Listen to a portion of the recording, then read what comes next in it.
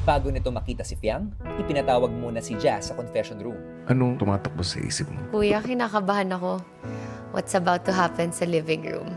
Niisip ko lang yung baggage na dala-dala ko. Mabigat pala siya, talaga. I'm physically struggling. Hindi ko siya pwedeng iwan sa may gilid and then move forward ako sa life ko. Bit-bit ko talaga siya. Ang galing kong mag-comfort ibang tao, pero sa sarili ko nga, hindi ko siya kayang ma-process. Na ay, nasaktan na pala talaga ako dun. It's not anyone's fault. It's not Fiang's fault. Parang it's me din talaga. Because I threw out some words, ganun din. Kaya lumaki at lumaki yung baggage. Lingid sa kaalaman ni na Jazz at Fiang, ay may dalawang espesyal na bisitang inimbita si Kuya para sa kanila. Maaari bang magpakilala ka sa akin? Ako po si Marilyn Daddy Scales. Mami po ako ni Jazz. Ako po, si Mirna po, mother po ni Piang. Ano ang pagkakilala mo sa iyong anak? She really wants us to be proud of her na kung anong gagawin niya talaga. Parang gusto niya na ma-happy kami. Mabait po siya, kuya.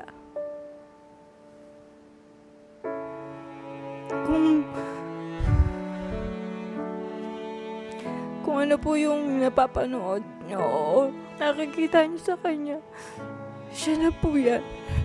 Mapagmahal na anak po yan, kuya. Yung kilos niya po, nami-misinterpret ka. Lalo na po yung pag close na po niya yung isang tao. Kwentuhan mo nga ako tungkol sa relasyon ninyo ni Jazz. First baby namin siya. Close kami. Very open po siya sa akin. Sometimes tinatawag niya ako na sister. Sister Mars. I never had a problem with her, kuya. Wala talaga.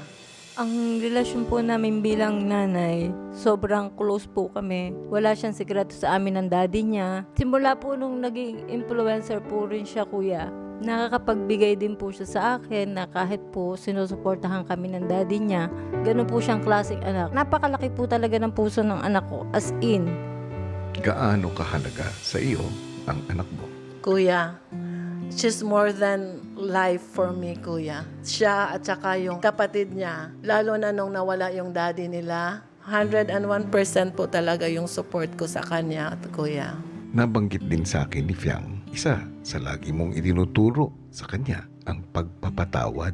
Opo, kuya. Kasi ganun din po ako, kuya bilang nanay. Tatanggapin po yung pain, bigyan lang po ng time. Kasi open naman po kami, lalo na po yung anak ko, sa pagpapatawad po.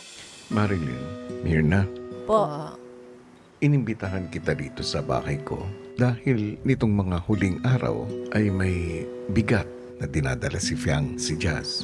Kung kaya sa palagay ko, malaki ang magagawa mo para maibsan, maalis ang bigat ng kanyang dinadala. Nagmula ito sa rap battle.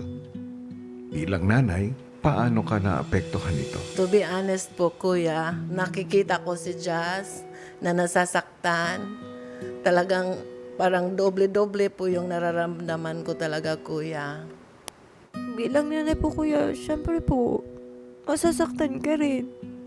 Lalo pag nakikita mo, umiiyak yung anak mo. Kasi po bilang nanay, sobra-sobra po yung pain. Nararamdaman po namin bilang nanay, kuya.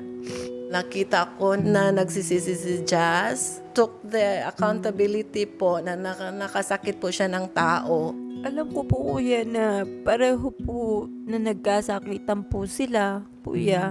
And I can see the daughter I raised na nahihirapan siya, na nakasakit siya ng tao. Gusto ko po, kuya, na maging maayos po sila. Always praying na yung sa puso nila that they could forgive and start anew. Kasi wala naman po talagang imposible kung si Lord na ang mag-touch ng mga heart natin. So, kung may maitulong man ako sa kanya, kuya, I can do anything for her, kuya, talaga. Susunod, Jazz, Fiang, kayo ang magiging daan kung paano mapapagaan ang dinadala ng housemate na nasa inyong harapan.